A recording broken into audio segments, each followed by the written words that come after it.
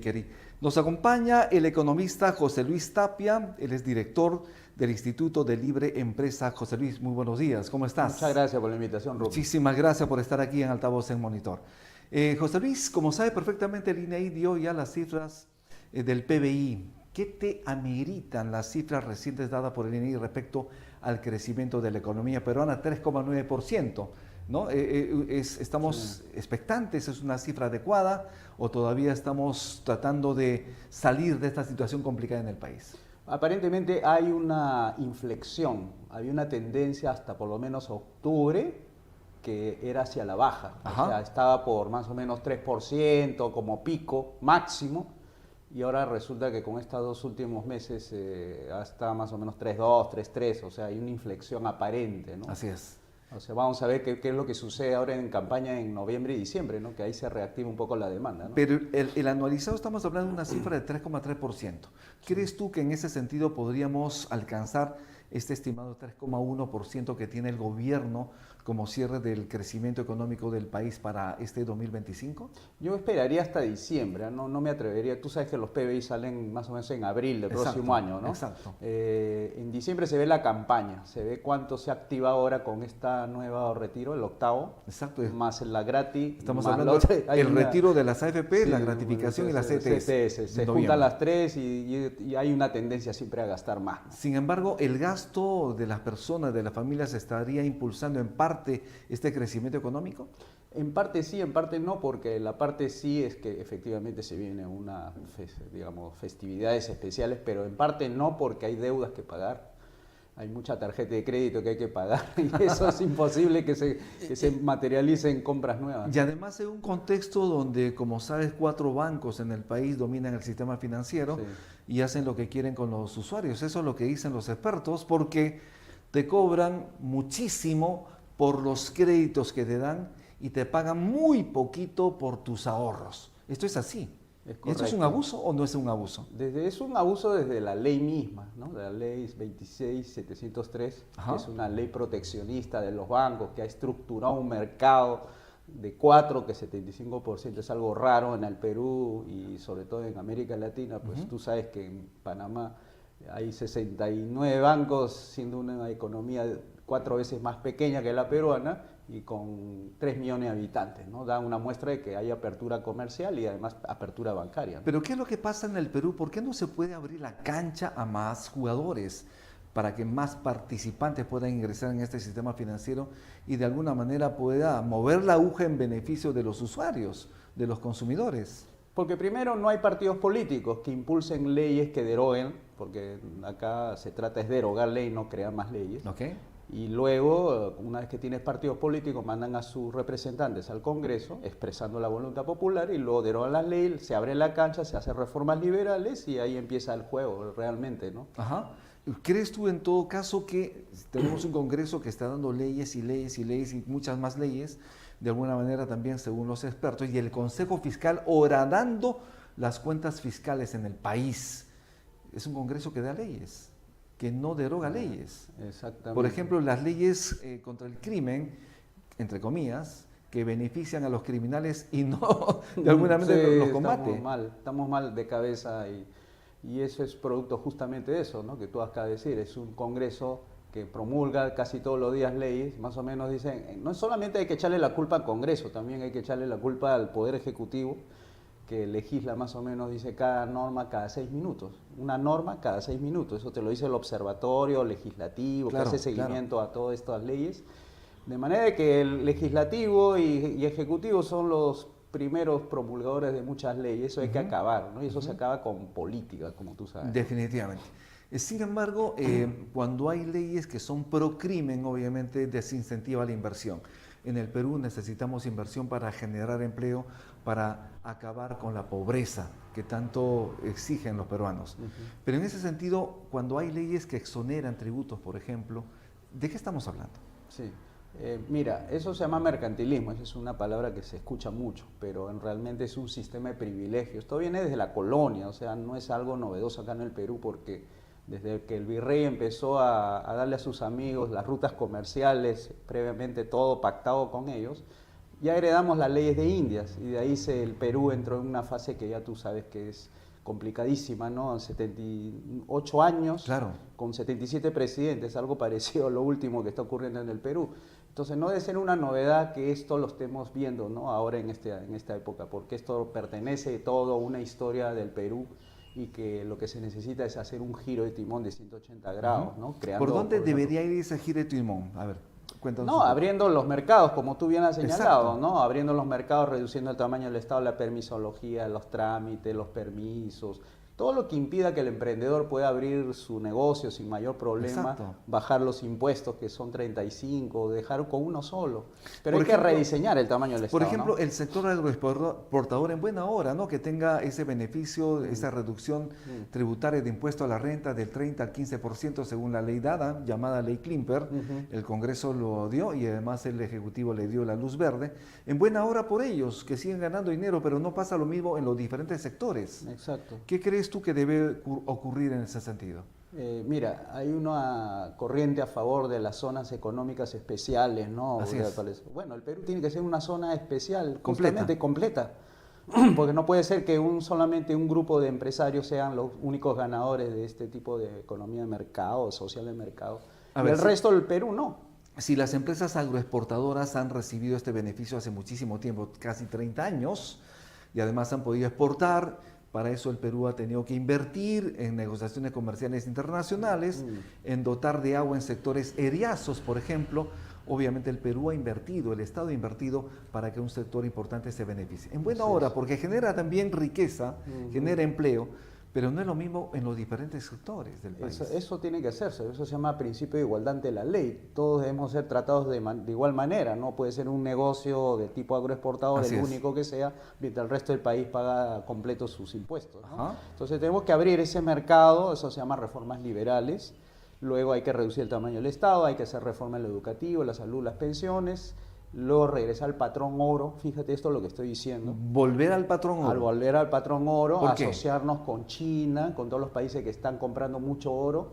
Porque la India, por ejemplo, ¿no? Claro, el patrón oro significa que la gente pueda retirar su dinero en oro. O sea, la moneda de oro, no de cobre. Que es el metal de refugio que además está por $4.000, más de $4.000 la onza. Hace un ratito dijiste por qué los bancos pagan tan poco, ¿no? Exacto. Claro, si tuviéramos en oro, ni siquiera lo tendríamos en los bancos, lo tendríamos en una caja fuerte en la casa porque eso se valorizaría solito, ¿no? Como tú sabes, un gramito de oro son $150. Exacto. Entonces, solito se valoriza. Pero no es anacrónico volver al patrón oro, pues esto ya se dejó de utilizar como sistema. No, eso se dejó de utilizar a propósito para que los gobiernos tuvieran esa liberalidad de imprimir billetes y monedas a como le dé la gana. Por eso tenemos la inflación. ¿Qué es lo que hace Estados Unidos? Mira, yo he hecho un cálculo entre 1821 y 1921, la inflación causada por los bancos privados, porque la aparición de los bancos centrales era para reemplazar a la banca privada que era causante de la inflación. Así es. Y desde 1922, en que aparece el Banco Central, hasta 2022 son 100 años, 100 años, ¿eh?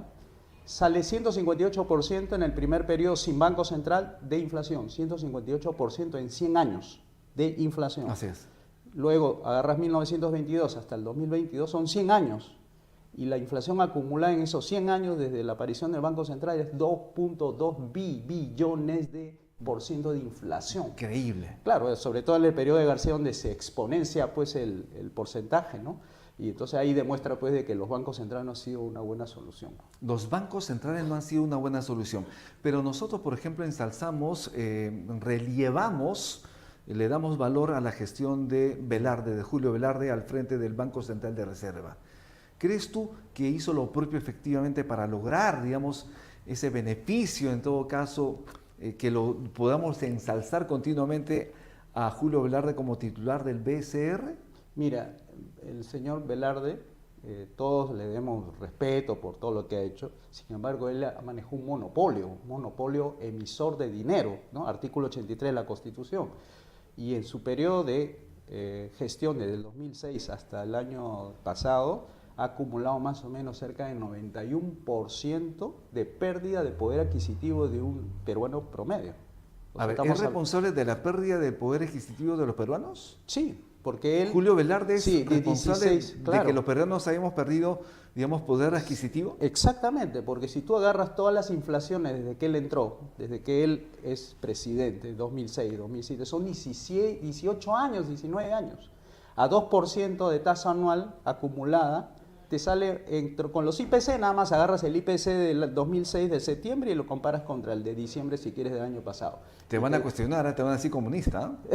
No, si los comunistas justamente quieren los bancos centrales, eso está en el manifiesto comunista, en el punto 5 del manifiesto. Pero estás cuestionando a Julio Velarde, a quienes dicen, caramba, es el mejor titular del BCR. Yo le cambiaría el titular, Ajá. Es el presidente que menos daño nos hizo con el Banco Central. Okay. O sea, el Banco Central es el causante del problema, no es el señor Velarde. Pero él lo dirige, ¿no? Él lo dirige como otros también, pero él es el que menos daños ha causado a los bolsillos de los peruanos. Estamos con José Luis Tapia, economista, director del Instituto de Libre Empresa. Vamos a hacer una pausa en altavoz, en monitor, regresamos de inmediato.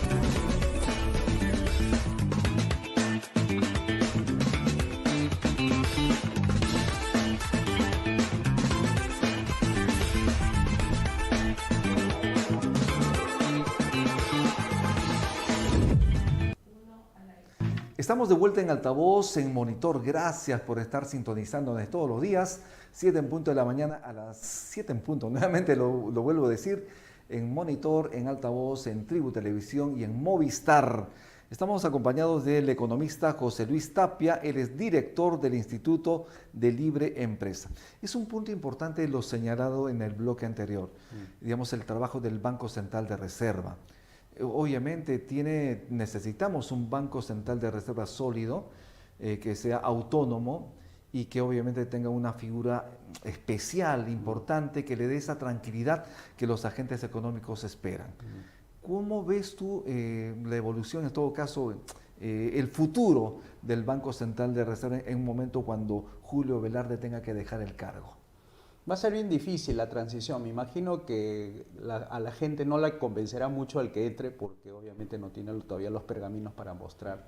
Y eso significa de que podemos arrastrar 3 variables, ¿no?, que siempre maneja el Banco Central: el tipo de cambio, la inflación y la tasa de interés. Okay. Esas variables habría que ver cómo se comportan de aquí para adelante. José Geri, el presidente de Transición y Reconciliación, le ha pedido justamente a Julio Velarde quedarse por 5 años más. Esa es la idea, que se quede. Esa es la idea, que se quede. ¿Sería lo óptimo que se quede? Se quede, ¿no? Pero digo, es una transición, porque tampoco lo podemos tener siempre al señor Velarde, ¿no? O sea, es un señor ya de edad, y además tenemos que pensar en que no puede ser él la institución.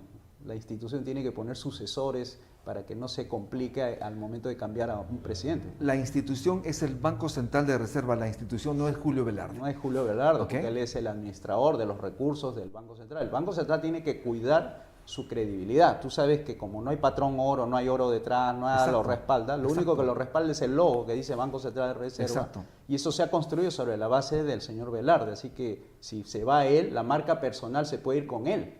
Así y eso es lo que queremos evitar, ¿no? José Luis Tapia, ¿y por qué el Perú no crece a tasas por encima de 6% si el precio del cobre está muy alto, si el precio del oro está por encima de los $4.000 la onza, por ejemplo? En momentos muy similares, con un poquito menos de precio de ambos metales, el Perú crecía por encima de 5, 6, 7%. ¿Qué está pasando? Sucede por 2 cosas, porque la economía está frenada, porque tenemos un Estado que está encima de los hombros de las empresas, ¿Ya? Y 2, que no tenemos la gasolina para hacer andar el carro, que viene a ser la inversión privada. Entonces tenemos 2 problemas ahí, tenemos que sacarnos al Estado sobre nuestros hombros, Okay. Significa hay que adelgazarlo, hay que hacer reformas ahí, y por el otro lado atraer la inversión privada, y eso se hace abriendo la cancha, bajando impuestos y todo eso. Sacarle la grasa, digamos, al Estado, ¿de qué depende? Obviamente de decisión política fuerte, firme. Es correcto. Por ejemplo, aminorar ministerios. Hacer lo que se llama traslado de las funciones estatales al sector privado. Ajá. No es juntar simplemente oficinas, Okay. porque yo puedo tener las mismas funciones del Estado pero en pocas cabezas, lo cual significaría que el presidente se sienta con 6 ministros y ya no con 19, Okay. lo cual no va a cambiar mucho. Al contrario, lo que trata de hacer el Estado a través de esas juntas de las oficinas es tratar de ser eficiente el estatismo, y el estatismo no es eficiente por naturaleza, lo cual es una pérdida de tiempo, ahí se pierde recursos, etc. Entonces lo que hay que hacer es adelgazar al Estado en el sentido de todas las funciones que no sean las políticas son justicia, seguridad y obras de infraestructura. ¿Qué es lo que el Estado debería hacer? Así debería hacerlo y concentrarse ahí, que es lo que ha descuidado, y hacer otras cosas. Aparte de eso, ¿no? Hacer cumplir la ley y todo eso. Pero el resto de las funciones, eso es lo que tú decías, 180 grados, es pasarlo al sector privado. O sea, incluya la educación, la salud, el deporte, la cultura, todos los ministerios hay que pasarlo, hay que trasladarlo todo, para que la gente pueda tener más dinero en el bolsillo y pueda comer mejor, ¿no? Es una posición liberal muy extrema. ¿Crees tú que efectivamente esto podría ocurrir en el corto y mediano plazo? Estamos hablando además de un próximo cambio de gobierno. Mira, lo extremo ha sido lo que hemos llegado hasta ahora. Justamente el tener 19 ministerios ha sido lo más extremo posible, por eso tenemos eso que tú señalas. Muchísimo ¿Por qué no dinero, crecemos, ¿no? Claro. ¿Por qué no crecemos a 7 con los precios del cobre y precio del oro disparados?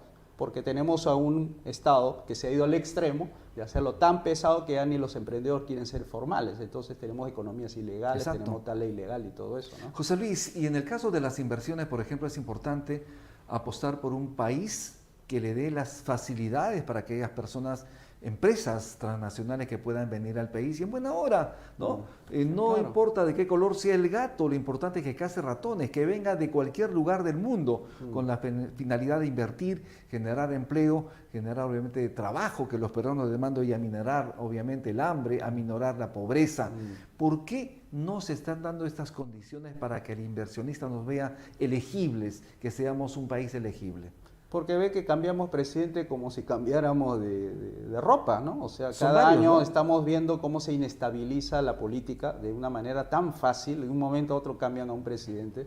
Entonces, los inversionistas pues miren, dicen, ay, no vaya a ser que cambie a la autoridad y me cambie las reglas de juego, mejor me espero, vamos a ver qué pasa el 2026. Se frena la inversión. Entonces, lo peor para un inversionista es la incertidumbre, ni siquiera es el riesgo, porque el riesgo uno lo puede asumir de diferentes maneras. Se a través gestiona del el precio. riesgo, obviamente. Sí, pero la incertidumbre mata. detiene, te paraliza. Entonces ahora en un Perú que tenemos así con presidentes que cambian y que es muy personalista, muy presidencialista en ese aspecto, entonces se aguantan, dicen, no, mejor hay que esperar hasta que las cosas se estabilicen. Ahora, para evitar todo eso hay que hacer reformas, reforma política, Claro, sobre claro. todo hacer reforma del Ministerio Público, Poder Judicial, el mismo Poder Ejecutivo, hay que achicarlo. Y además otras reformas en la parte educativa, salud. Entonces, cuando tú tienes así un país donde abre la cancha para que vengan a invertir con una estabilidad en las reglas de juego y además con un presidente bastante sólido, entonces vienen las inversiones en bastante cantidad. Y no solamente seguridad política, sino también seguridad institucional. Vemos a un ministerio público con decisiones, idas y vueltas, si entra o no entra la fiscal de la nación, si sale o no sale. Entonces, esas complicaciones, obviamente el inversionista lo ve con mucho recelo y dice, caramba, yo freno inversión. Claro, porque ahí hay derechos incluso de seres humanos, libertad, propiedad, eso puede ser confiscado, te meten a la cárcel. Entonces, ¿cómo va a ser muy atractivo un país con esas condiciones Así donde es. tú no estás Así seguro si no vaya a ser que cometas un pequeño error y te acusen por alguna Así razón y te quitan tu fábrica y tu negocio, ¿no? Las elecciones políticas, como sabes, el proselitismo se va a intensificar pronto. Se requiere obviamente un nuevo presidente. El que tenemos es de transición. Llegó José Gerí de una manera que él ni lo pensaba. Sí es. Pero, ¿a qué avisoras tú en ese sentido? ¿Cómo va a funcionar la economía en pleno proceso de elecciones? Va a entrar en una zona de turbulencia. Turbulencia. Sí, porque van a soltar pues cada uno sus expectativas de ser presidente, y esto va a ser el populismo de siempre, como por ejemplo subir el sueldo mínimo. Eso va a ser, creo que, una de las medidas. ¿Esta turbulencia aminorará el crecimiento de la economía del Perú? ¿Lo ralentizará? Sí, claro, la incertidumbre, ¿no? Exacto. O sea, desde enero va a empezar a frenarse un poco la economía, esperar a ver qué pasa en abril, y luego de abril ya se sabrá qué va a pasar ahora en junio, si es que hay segunda vuelta, ¿no? Ajá. En ese sentido, las propuestas económicas de los partidos políticos serán necesarias, interesantes, pero además hay quienes señalan que los planes de gobierno podrían ser muy parecidos de estos candidatos. Sin embargo, lo importante es saber quiénes van a estar al frente del Banco Central de Reserva, al frente del Ministerio de Economía y Finanzas, al frente del Ministerio de Transportes y Comunicaciones y otros ministerios estratégicos. ¿Cómo vamos en esa dirección? Muy mal. Yo no creo que los programas de gobierno tengan que parecerse, tienen que ser diametralmente opuestos, porque es como que te pongan sobre el buffet la misma comida, o sea, chifa, ¿qué opciones tiene para comer? ¿No? En cambio, si hubiese pues de todo, ¿no? Hubiese de extrema derecha, extrema izquierda, que se debata, se saquen el alma ahí, y que los programas de gobierno se puedan exponer de una manera abierta, libre, para que la ciudadanía vea, ¿no? Y qué van a hacer con su futuro. Sería interesante ver pues casos extremos, ¿no? De derecha extrema, como dicen algunos, y otro derecha izquierda extrema, ¿no? A ver cómo hacen el diálogo al medio, ¿no? ¿Tú catalogas a Rafael López Aliaga como un liberal, como una persona de derecha? No, yo creo que el señor López Aliaga está intentando ser diferente con la misma receta de siempre. O sea, hace cambios de palabras. Por ejemplo, dice, reforma el Estado. Yo entiendo reforma como reducción de las funciones, no de los ministerios. Pero habló de confiscar, por ejemplo, a las mineras en su momento, en un discurso. Ah, sí. Y él habla también igual con los bancos, que le va a quitar a los bancos, así. O sea, creo que está jugando un poco para las galerías, ¿no? No es muy responsable. Pero lo concreto es que sí, la gente percibe abuso del sistema financiero. Eso sí es cierto, ¿no? Sí, es verdad. Y entonces, ¿tú crees que en esa línea, si es que Rafael López Aliaga va por esa dirección, estaría captando mayor atención, mayores votos de los peruanos? Pero que diga que va a derogar la ley de bancos, eso le va a asustar a los banqueros. Y ahí quisiera ver al señor López Aliaga que sienta la presión de los banqueros, de los 4 bancos, a través, seguro, de manera indirecta, a través, no sé, la prensa o los bots o los troles que lo van a golpear duro. Y ahí sí se sentirá él, a ver, con la capacidad de poder torear ese tremendo vendaval que va a recibir, porque los bancos son poderosos en el país, además tienen empresas que tienen conexiones con ellos, proveedores. Entonces, yo me imagino que si él tiene la solvencia económica, como dice serlo, podría afrontar una campaña interesante, ¿no? Pero que habla, que diga que va a derogar la ley de bancos. Ese es el principal temor de los bancos. Efectivamente. Estamos en Altavoz en Monitor, estamos conversando con José Luis Tapia, economista, director del Instituto de Libre Empresa. José Luis, me preguntan si va a haber un clima turbulento en la economía peruana en elecciones, ¿qué deberían hacer las familias para guarecerse? Bien, lo primero que tiene que hacer ahora que va a recibir su platita ahora en diciembre, guárdenla, porque de aquí hasta abril es posible que el tipo de cambio pueda fluctuar, pueda subir, y sube también el precio del pollo, el precio de la carne, el precio de la leche, el precio del azúcar, porque todo está indexado al tipo de cambio. Es decir, ¿no? una buena recomendación es que la gente, las familias puedan ahorrar los pocos excedentes que tienen. Sí, por lo menos si recibe 100, que se gaste pues unos 40, deje 60, ¿no? Y si no puede ya 50-50, pero que no se gaste todo el dinero. No le va a ir bien a la economía de aquí hasta abril, mejor que guarde un poquito y se espere, ¿no? Y las personas que van a recibir, por ejemplo, sus CTS en noviembre, ya lo han recibido. Sí. Las personas que van a retirar su AFP, por ejemplo, que estamos en un proceso de retiro, ¿qué deberían hacer con su dinero? Matar deudas, inmediatamente, apenas reciba, trate de... Las más caras. Las más caras, las que le están ahorita ahorcando aquí y que se le va mucho el dinero en pagar deudas, o sea, que trate de matar, y no que trabaje con los mínimos, ¿no? Eso de pagar mínimo, no. No, que imposible. Trate de pagar lo máximo posible hasta donde dé, y así se alivie un poco de las presiones y todo eso, que es feo que le vayan a toque en la puerta, que usted tiene que pagar, y eso le va a malograr su Navidad. Pero se tiene que priorizar, obviamente, salud y educación. Sí, eso es siempre así. Vivienda. Sí, o sea, lo que se llama los costos operativos o el capital de trabajo, que debería ser para los negocios, igual para las personas debería ser. Ni la luz, ni el agua, ni el teléfono, eso tienes que dejar de pagar, eso sí. Efectivamente. Y después claro, la deuda, ¿no? Efectivamente. Muchísimas gracias, José Luis Tapia, por estar en Altavoz en Monitor. Antes de irnos, es importante tu despedida de las audiencias que te están viendo y escuchando. Sí, muchas gracias Rumi por la oportunidad. Decirle nada más que nuestro instituto está organizando un seminario sobre liberalismo para candidatos políticos. Ajá, ¿cuándo es esto? Esto es la próxima semana, el sábado en la tarde, eso de 5 a 7, para los que estén postulando, para que le ven el debate, ¿no? Sobre todo, ¿no? ¿Qué deben hacer entonces las personas que están interesadas en este foro? Que vayan a la página web de nosotros que se llama Instituto de Libre Empresa. Ok. Ahí lo pueden tipear en Google y ahí inmediatamente sale ahí liberalismoclásico.com, ¿no? Perfecto. Muchísimas gracias nuevamente, José Luis, por estar en gracias. Altavoz. Muchísimas gracias por estar conectado, gracias por sintonizarnos también. Estuvimos con José Luis Tapia, economista, director del Instituto de Libre Empresa.